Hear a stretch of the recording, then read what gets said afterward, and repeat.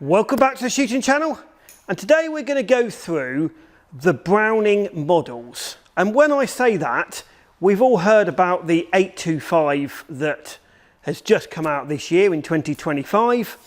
But when Browning first started, and I remember this, some of these were pre-me, it started with 325, 425, 525, 725, and then the 825. So obviously they missed the 625 out because the 625 was released in America as an American product only. They also released the Satori, which a few of them came over here, but generally it was Satori was an American name, but they did bring some Satoris over to the UK and Europe as like IWA specials, limited editions, that sort of thing. But what I wanted to do is I wanted to start with the 325 and I wanted to go through the models and show you what they've changed over the years. So I've got a 325 basic model here. This particular gun is probably 45 plus years old, 40 years old. I can remember when the 325 just about came out, but I was about 5 at the time. So I can remember us first having it in my Father's Day when we had the shooting school. I can actually remember the first 325 school gun, demo gun that we had. And they are unbelievable guns. Yes, they were basic because they were 40 plus years old, 45 years old. They had started at the back. That was when they didn't have any recoil systems on it. They just had the hard Browning buck plate, which I'm going to be honest, this buck plate is actually one of the famous buck plates that Browning did. So obviously it had Browning written on the middle of that, and it was quite hard. And this is why a lot of people used to put an aftermarket recoil pad on it, just to take the recoil on the cartridge. And in them days, they weren't really worried about the recoil, the soft recoil cartridges. It was just the hardness of it. They weren't worried about that. Again, the one thing that Browning go back all the way to those days, and this is why you always see a lot of the old 325s in action at gun clubs, is because then they had the height of the comb really high. So they made the comb as high as they possibly can to fit the everyday person.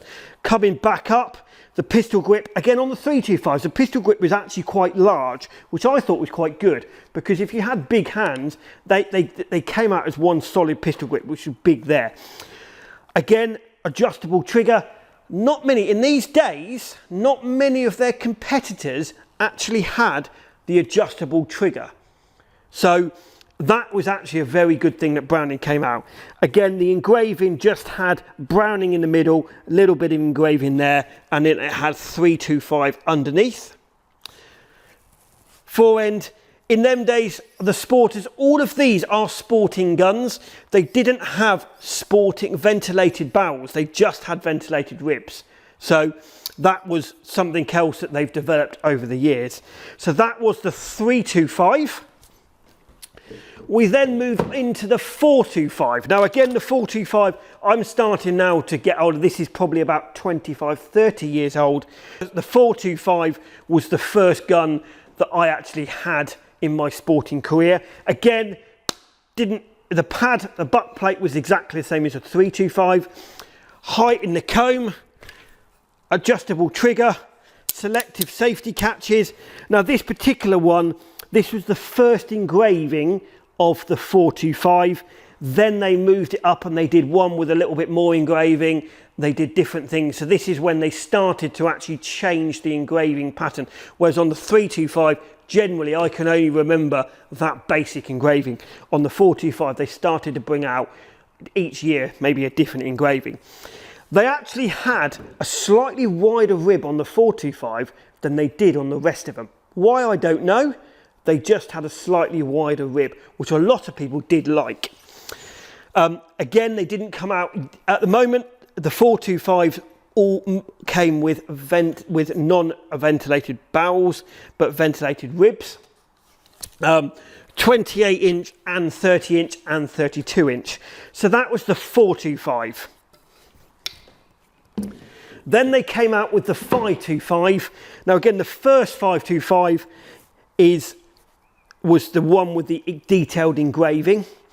But they started, as the 525 was first launched, which was about 20 plus years ago.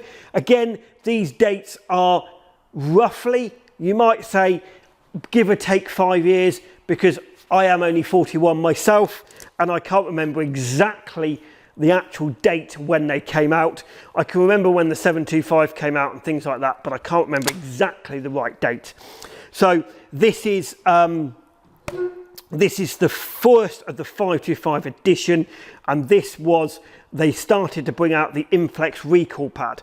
And this was the first edition that literally the recoil pad took all of the recoil out of it. So this killed off a lot of the aftermarket recoil pads, because Browning themselves brought out a recoil pad, a proper Inflex recoil pad. So this was a really good tick in the box for Browning.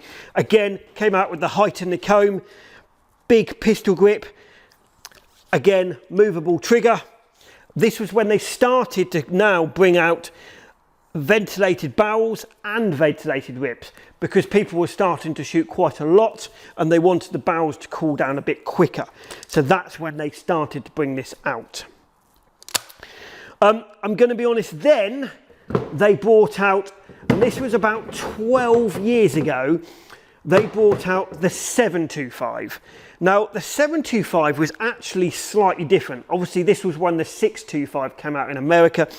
The 725 they brought out with external chokes. They've actually brought it out, and this is why the 825, the 725, they still have in current stock. They still bring out the 525, because the 725 was actually slightly lower than the 525 traditionally.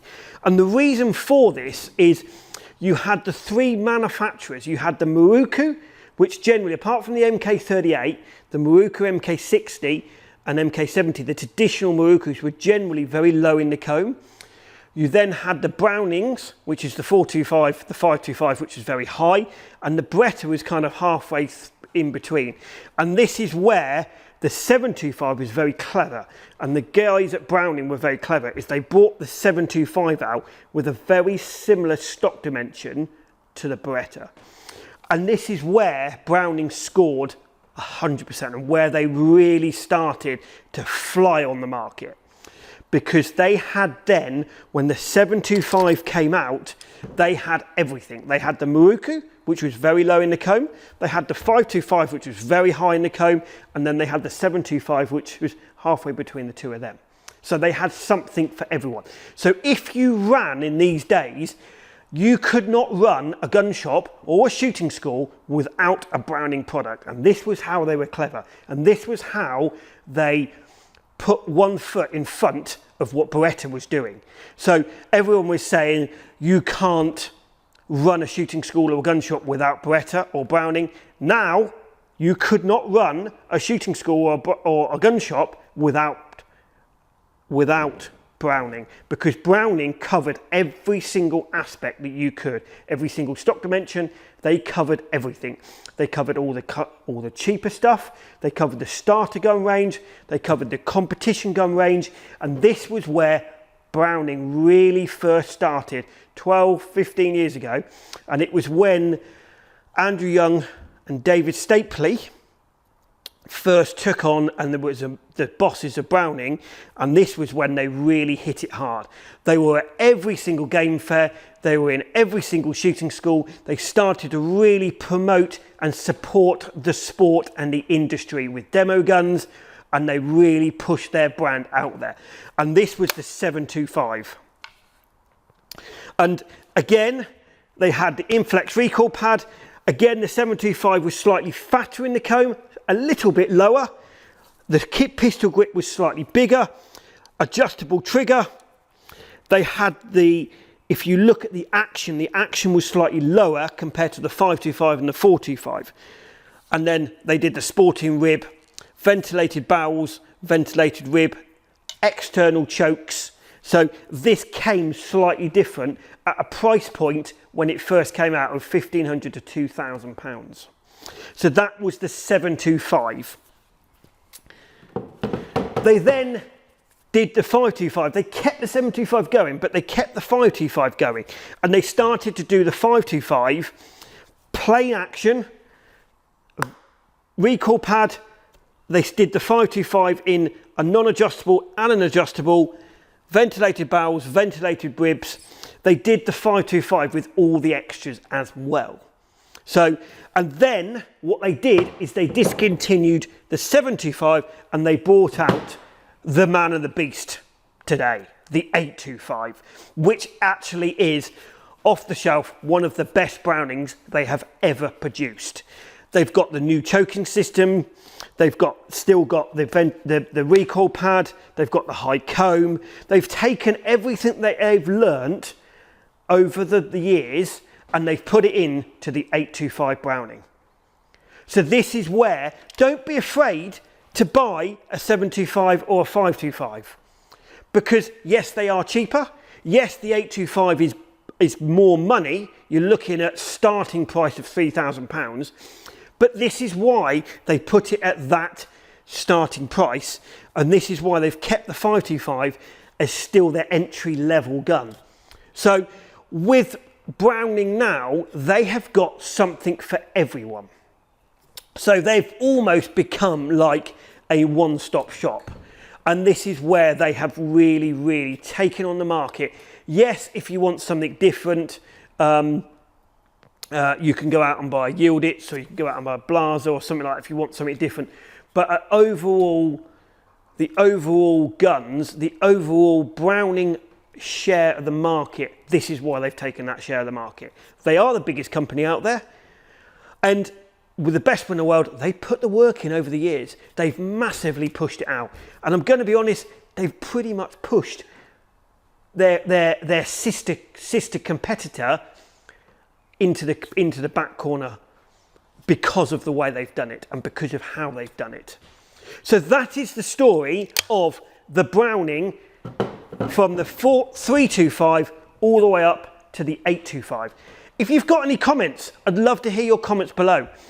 Don't be afraid. I mean, you can still pick one of these up for £700 or £800, £900, second hand, and they will never go wrong. One of the 325s, 425s, they will never go wrong. They are one of the best value for money guns you can get.